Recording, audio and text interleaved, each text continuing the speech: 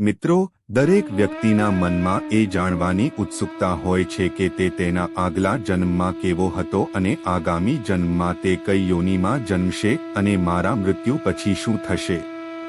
પ્રાચીન સમયમાં ઋષિમુનિઓ તપસ્યા કરતા હતા અને એવી સિદ્ધિઓ પ્રાપ્ત કરતા હતા જેના દ્વારા તેઓ તેમના ભૂતકાળ અને ભવિષ્યને જોઈ શકતા હતા. મિત્રો, અમારા અને તમારા માટે આવું કરવું શક્ય નથી, પરંતુ હિન્દુ ધર્મમાં એવા સંકેતો છે, ખાસ કરીને ગરુડ પુરાણમાં, જેના દ્વારા તમે તમારા આગલા જન્મ વિશે જાણી શકો છો. તો મિત્રો, આજના વિડીયોમાં આપણે એ જાણવાનો પ્રયત્ન કરીશું કે ભગવાન વિષ્ણુએ ગરુડ પુરાણમાં પક્ષી રાજા ગરુડને કયા કયા કર્મો કહ્યા છે જે જો માણસ આ જન્મમાં કરશે તો તેનો આગલો જન્મ મનુષ્ય સ્વરૂપમાં ચોક્કસ થાય છે. આ સાથે તમે એ પણ જાણી શકશો કે એવા કયા પાપો છે જેના કારણે મનુષ્ય ગધેડો અને વરુના રૂપમાં જન્મ લે છે. નમસ્કાર મિત્રો, અમારી ચેનલ ભક્તિ કહાનીમાં આપનું સ્વાગત છે. તમને વિનંતી છે કે ચેનલને સબસ્ક્રાઇબ કરો અને કોમેન્ટ બોક્સમાં જય શ્રી કૃષ્ણ લખીને ભગવાનની કૃતજ્ઞતા વ્યક્ત કરો. મિત્રો, હિન્દુ ધર્મ ગ્રંથોમાં મનુષ્ય તરીકે જન્મ લેવો ખૂબ જ પુણ્ય કહેવાય છે, કારણ કે કુલ 84 લાખ પ્રજાતિઓમાંથી મનુષ્ય એકમાત્ર એવી પ્રજાતિ છે જે વિચારવાની અને યોગ્ય નિર્ણય લેવાની શક્તિ ધરાવે છે. તમારો આગલો જન્મ આ જન્મમાં કરેલા કર્મો સાથે જોડાયેલો છે. મનુષ્ય બીજા જન્મમાં મનુષ્ય જીવનમાં કરેલા કર્મો ભોગવવા માટે જ જન્મ લે છે. તો મિત્રો, જો આપણે ગરુડ પુરાણ વિશે વાત કરીએ તો તે માણસના દરેક કાર્યનો હિસાબ આપે છે, જે માત્ર તેના પાપ અને પુણ્ય જ નહીં, પરંતુ મૃત્યુ પછી તેને કેવા કષ્ટો ભોગવવા પડશે અને આગામી જન્મમાં જે જીવન મળશે તે પણ નક્કી કરે છે, તેમ જણાવ્યું છે. ગરુડ પુરાણમાં લખવામાં આવ્યું છે કે આ દુનિયામાં જન્મ લેનાર દરેક જીવને તેના સારા કે ખરાબ તમામ કર્મોનું ફળ મળશે જ. માણસનો અધિકાર માત્ર કામ કરવાનો છે, પરિણામ આપવું એ ઈશ્વરના હાથમાં છે. ભગવાન શ્રી કૃષ્ણએ પણ ગીતામાં આ જ કહ્યું છે. એટલું જ નહીં, ગરુડ પુરાણ અનુસાર વ્યક્તિ આગામી જન્મમાં કઈ યોનિમાં જન્મ લેશે તે પણ તેના મૃત્યુ પહેલા નક્કી કરવામાં આવે છે અને તે વ્યક્તિ દ્વારા તે જીવનમાં કરેલા કાર્યોના આધારે નક્કી કરવામાં આવે છે. તો સૌથી પહેલા જાણીએ કે કયા કર્મો કરવાથી વ્યક્તિ કયા જીવનમાં જન્મ લે છે.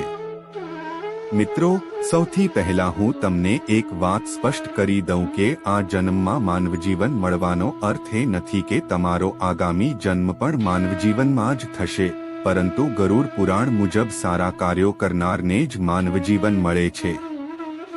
જે લોકો સારા કર્મો નથી કરતા તેમનો આગામી જન્મ તેમના કર્મોના આધારે 84 લાખ જન્મોમાંથી કોઈ પણ જન્મમાં થાય છે. અનેક જન્મોમાં ભટક્યા પછી તેઓ માનવ દેહ લઈને ફરીથી જન્મ લે છે.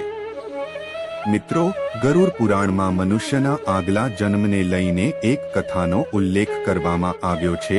આ કથા અનુસાર એક વખત મહર્ષિ વેદ વ્યાસે ઋષિમુનિઓને પૂછ્યું કે કયા કર્મથી કઈ યોનિમાં જન્મ થાય છે.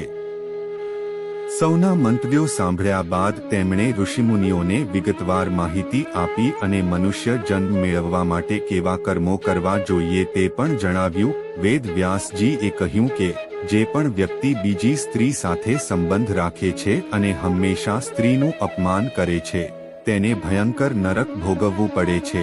આ પછી તે વ્યક્તિ એક પછી એક ઘણા જન્મોમાં જન્મ લેશે. તમારે તેના માટે ભોગવવું પડશે.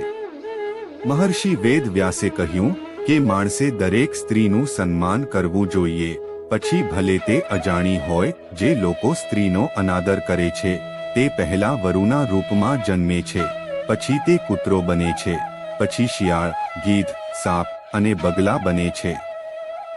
આ બધી જાતિઓમાં જન્મ લીધા પછી તેઓ ફરીથી માનવ સ્વરૂપમાં જન્મ લે છે. મહર્ષિએ કહ્યું કે મોટા ભાઈ હંમેશા પિતા સમાન હોય છે, તેથી તેમનો હંમેશા આદર કરવામાં આવે છે. કોઈ પણ સંજોગોમાં તેમનો ક્યારે અપમાન ન કરવું જોઈએ, નહીં તો વ્યક્તિએ કૌંચ નામના પક્ષીના રૂપમાં જન્મ લેવો પડશે. કૌચ પક્ષીનું આયુષ્ય 10 વર્ષ છે. જો આ સમયગાળા દરમિયાન ભગવાન તેના પર આશીર્વાદ આપે છે તો તે આગામી જન્મમાં ફરીથી મનુષ્ય તરીકે જન્મ લે છે, અન્યથા તેને અન્ય જાતિઓમાં પણ ભટકવું પડી શકે છે. મહર્ષિ વેદવ્યાસ ઋષિઓને આગળ કહે છે કે ચોરી કરવી હંમેશા ખોટું છે. સોનાની હોય કે કોઈ પણ વસ્તુની ચોરી કરવી એ હંમેશા પાપનું કામ છે. જે વ્યક્તિ ચોરી કરે છે તેને તેના જીવનકાળ દરમિયાન તેનું પરિણામ ભોગવવું પડે છે. તેમણે કહ્યું કે જો કોઈ વ્યક્તિ કપડાની ચોરી કરે છે તો તે આગલા જન્મમાં પોપટ તરીકે જન્મે છે, અને જો કોઈ વ્યક્તિ સુગંધી પદાર્થની ચોરી કરે છે તો તે આગલા જન્મમાં હુંદરના રૂપમાં જન્મે છે. તેથી મિત્રો, ચોરીને કોઈ પણ સંજોગોમાં ન્યાયી ઠેરવી શકાય નહીં, અને આવું કરનારાઓએ ગંભીર પરિણામો ભોગવવા પડે છે. મહર્ષિ વધુમાં સમજાવે છે કે જો કોઈ વ્યક્તિ કોઈની હત્યા કરે છે અથવા અન્ય કોઈ જઘન્ય અપરાધ કરે છે તો તેનો આગામી જન્મ ગધેડાની યોનિમાં થાય છે. આ દરમિયાન ઋષિ મહર્ષિને એક પ્રશ્ન કરે છે કે મનુષ્યની યોનિમાં જન્મ લેવા માટે કયા કાર્યો કરવા જોઈએ. આના પર વેદ વ્યાસજી કહે છે કે ગરુડ પુરાણ મુજબ વ્યક્તિ આ જન્મમાં કરેલા કર્મોના આધારે હજારો જન્મોમાં જન્મ લીધા પછી જ મનુષ્ય સ્વરૂપે જન્મ લે છે, પરંતુ જો વ્યક્તિ સારા કર્મો કરે છે તે પોતાનો આગલો જન્મ માનવ સ્વરૂપમાં પણ મેળવી શકે છે. જે વ્યક્તિ લોકોના કલ્યાણ માટે કામ કરે છે, હંમેશા બીજાને મદદ કરે છે, પશુ પક્ષીઓ અને અન્ય જીવો પ્રત્યે દયાળુ છે, જરૂરિયાતમંદોને મદદ કરે છે અને સંગ્રહાયેલ સંપત્તિનો કોઈ પણ સ્વાર્થ વગર ધાર્મિક હેતુ માટે ઉપયોગ કરે છે, આવી વ્યક્તિનો આગામી જન્મ પણ માનવ સ્વરૂપમાં જ હોવો નિશ્ચિત છે. મિત્રો, આ સિવાય ગરુડ પુરાણમાં એવું પણ કહેવામાં આવ્યું છે કે વ્યક્તિ તેની અંતિમ ક્ષણોમાં જે પણ વ્યક્તિ સાથે જોડાયેલ હોય છે તેનો આગામી જન્મ પણ તેના પર નિર્ભર કરે છે. જો કોઈ વ્યક્તિ તેના મૃત્યુની અંતિમ ક્ષણોમાં કોઈ સ્ત્રીને યાદ કરે છે, આમ કરતી વખતે પોતાના જીવ જાય છે, તો પછી તે તેના આગલા જન્મમાં સ્ત્રી બનશે તે નિશ્ચિત છે. જો વ્યક્તિ તેની અંતિમ ક્ષણોમાં ભગવાનનું નામ લે છે તો તે મોક્ષના માર્ગ પર આગળ વધે છે.